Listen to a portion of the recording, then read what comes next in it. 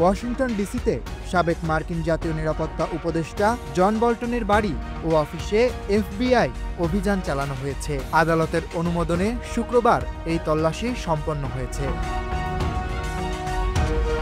এদিন এফবিআই এজেন্টরা বল্টনের বাড়ি ও অফিস তল্লাশি করেছেন। সংবাদ সংস্থা জানিয়েছে, প্রেসিডেন্ট ডোনাল্ড ট্রাম্প অভিযানের বিষয়ে আগে জানতেন না। তিনি শুক্রবার সকালে খবরটি জানতে পেরেছেন। ভাইস প্রেসিডেন্ট জেডি ভান্স বলছেন, ট্রাম্প সমালোচনার কারণে বল্টনের বিরুদ্ধে তদন্ত হচ্ছে, ব্যাপারটি এমন না। জন বল্টন ট্রাম্পের প্রথম মেয়াদে জাতীয় নিরাপত্তা উপদেষ্টা হিসেবে দায়িত্ব পালন করেছিলেন। 2019 সালে তাকে বরখাস্ত করা হয়। এরপর থেকেই দুজনের মধ্যে তীব্র মতবিরোধ দেখা দেয়। ট্রাম্প প্রশাসনের সময় ন্যায় বিভাগ বল্টনের বিরুদ্ধে তদন্ত শুরু করলেও বাইডেন প্রশাসন এসে তা বন্ধ করে দেয়।